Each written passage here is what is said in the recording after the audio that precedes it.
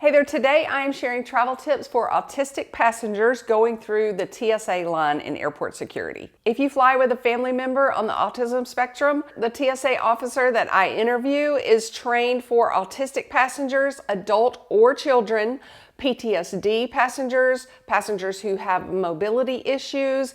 So these tips that you are going to hear are going to make the airport screening process more dignified and more calm before your vacation and while you are in the airport. For your viewing information, I just want you to know that we've all had a bad experience with an employee from some company somewhere. If you are really mean about the TSA, I will hide you from my channel forever. I have two tips for watching this video. They did have to wear masks because we were in the airport for the interview, so you may want to turn up the volume or turn on your captions.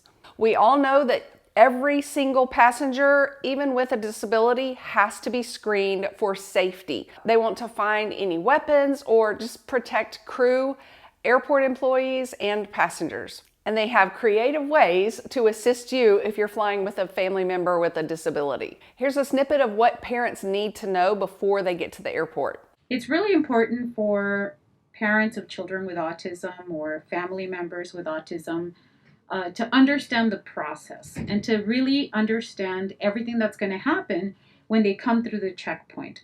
So the fact that somebody may go through your belongings, the fact that you may be required to have a secondary inspection that requires some touching, and the fact that you may be asked to remove your shoes.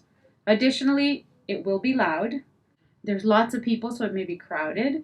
There's lots of noise. So just be aware and inform your family member about all the things that they can expect so that they're not shocked or surprised when it happens. I would recommend that parents and children go through the TSA YouTube channel. They have videos of the inspection process, of secondary search, of what TSA looks for, travel tips, what to pack, all kinds of great stuff that sometimes it's hard to explain maybe from a parent to a child, but if they see it in video, if they actually get to experience it that way, when it happens or when they go to the airport, they might have an idea or an understanding of what they can expect. Of course, it's difficult to prepare anyone because you might be watching something, reading something, but to actually experience it, it's completely different. But by doing this, at least a parent and a child can have that idea. They can talk about it. It might even be good to practice a pat down from a parent to a child. And just so you know, their YouTube videos are about 3 to 4 minutes long, and they are using a real conveyor belt in an airport security area. One tip that you can do at home, if it will help your child process before they go to the airport, is that you can make up your own conveyor belt using your dining room table and have them put their suitcase there, take off their shoes, have their special toy with them or special stuffed animal with them that they place beside their suitcase, and have them push the gray bin or an old Amazon box down the conveyor belt, if that would help you. I do have a master's degree in elementary education, and YouTube is a way that allows me to teach travel tips, and I'm also a pilot's wife, so my YouTube channel is about travel tips. If you click that bell beside subscribe, you'll never miss one of my free videos. But as an educator, I know that you can do all the planning and preparation that you can, and then it totally does not work how you thought it was going to work. And that's why this next travel tip from the TSA is so important for people traveling with an autism family member. So we have a program called TSA Cares, and that program is specifically for people who may need some extra support when they come to the checkpoint. And that includes family members or children or people with autism, along with people with PTSD, or maybe people who are elderly, have mobility issues. Actually going on to our website, calling an 800 number, submitting a form 72 hours before your flight. Help yourself by filling out that form weeks in advance or 72 hours in advance. So the reason that we ask that people contact us 72 hours before their flight is that we actually have passenger support specialists. These are people that specialize in dealing with families of children with autism, people with autism, people with PTSD. So they understand some of the dynamics that go into that. So it's really important and critical for people to contact us at least 72 hours before their flight, because that will ensure that we have the proper staff available. If you don't do that with the allotted time, we can't guarantee that somebody will be available to help and offer support. Then a passenger support specialist will be available to help the families of children with autism. And what this person does is that they actually help make the experience a little bit less traumatic or maybe less noisy. They offer extra time. You still must go through the security screening process. Another question autistic travelers have for the TSA line is if they need to bring documentation. No, we trust people, and we trust people not to abuse a program that's there for the greater good. You know, if there's someone who blatantly is trying to abuse, then maybe action might be taken. But for the most part, people who really have a need for this program are very happy that it exists. You mentioned adults with PTSD. Do they have to present a card that says they have PTSD? They're going to fill out the form like everybody else. Everybody is required to simply inform us. Give us information. You know, we're not here policing people's symptoms or illnesses or challenges. We're here to support. And we're not here to judge either. Lots of people are very private about their personal challenges or what's happening to them. And we don't want to subject them to ridicule or feelings of discomfort. We want to help them. If your travel companion has autism or a disability, here's what you can do when you do get to the airport. So when you're flying, your information goes to the airport from which you will be traveling. Okay. So if I'm traveling out of George Bush Intercontinental, then that's where I want to submit my form, because that's where I'm going to go to security, go through the checkpoint, and that's where I want the passenger support specialist to meet me as I arrive at the airport. Here's my interview with Brittany, and she's going to talk about what you would see in the Transportation Security Administration line if you are traveling with an autistic child or adult family member, or if you have PTSD or any other disability. So my name is Brittany Flinall. I'm a lead transportation security officer, also a passenger support specialist. One of the things that parents are happy when we help them when they have, like smaller children or autistic children is when we could separate them from the big crowds if needed. Because sometimes, kids, when they see a big crowd, they want to play, they don't want to focus, they want to get their hands into stuff. So if we could necessarily separate them from the big crowd and take them down a separate lane, a lot of parents actually like that. I know a lot of autistic children have like a special toy or stuffed animal. Do they have to be separated from it? Do they have to practice putting it in the gray bin? I just feel like every situation is different because sometimes we have kids where we can actually talk to the children ourselves and be like, hey, we have to put your teddy bear through the machine, but we can hurry up and get you through so you can pick him up on the other side. Some kids, like if we play with them, they're like, okay, well, let me see how fast I can get my animal through. Or some kids are like, no, I need to take this with me. So what we do is we'll allow them to take the animal through the screening with them. And then, however, before we're finished with all the screening, back checks, parents, everything, we do tell the kids, like, hey, now I have to check this. So sometimes it could be as simple as, as just patting down, the stuffed animal. Or sometimes we have to occupy the children so that way they don't notice us putting it through the x-ray.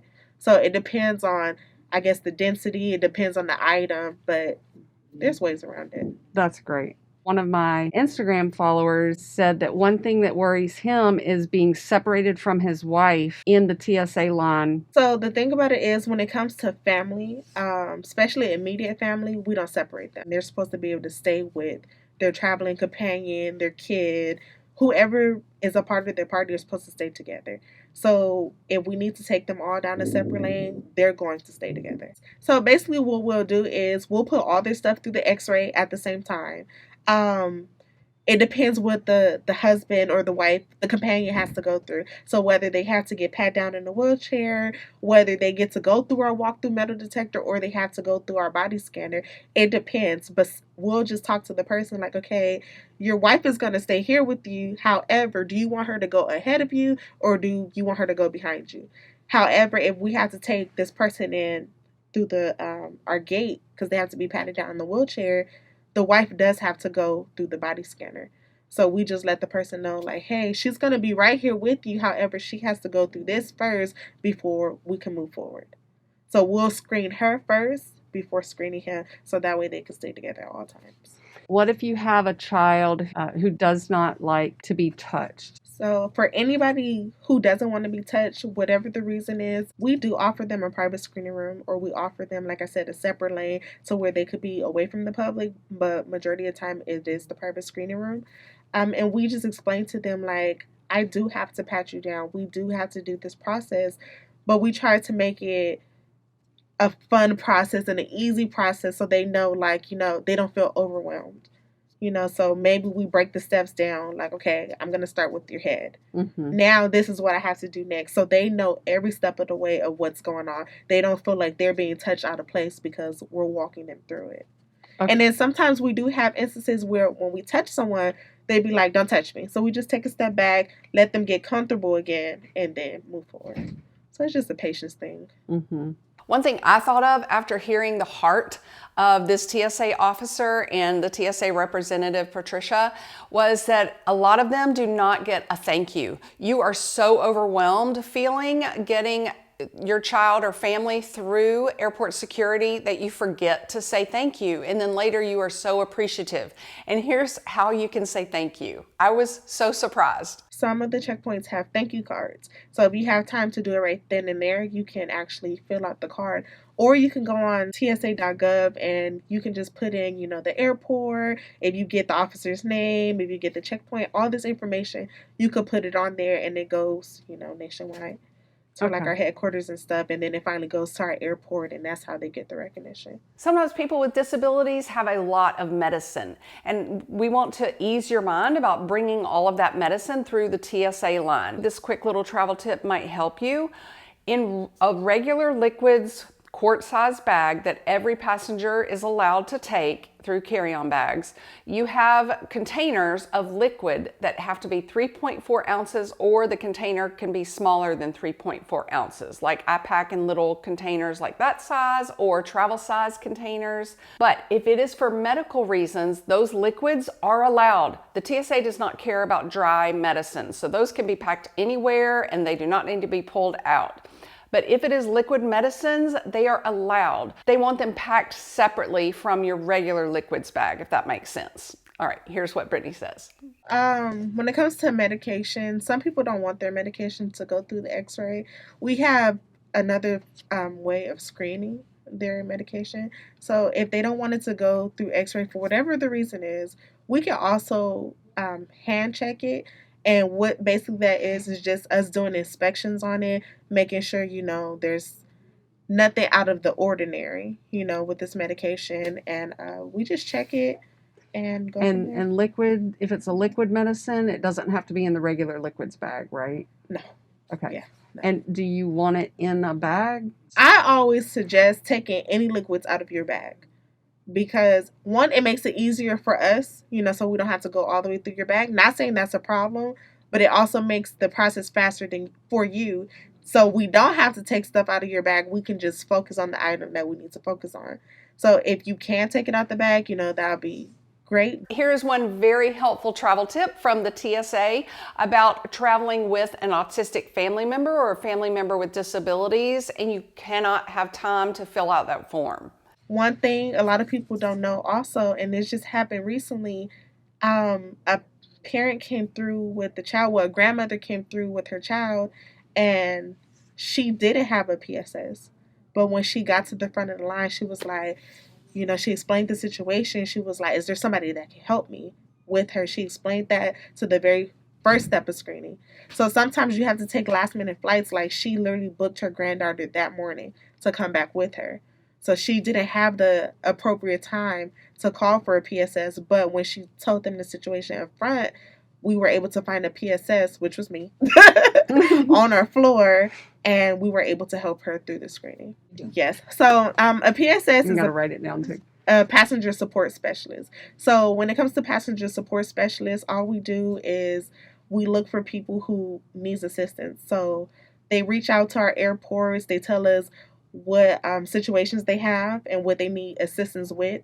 We call them, we email them ahead of time to verify their flight information.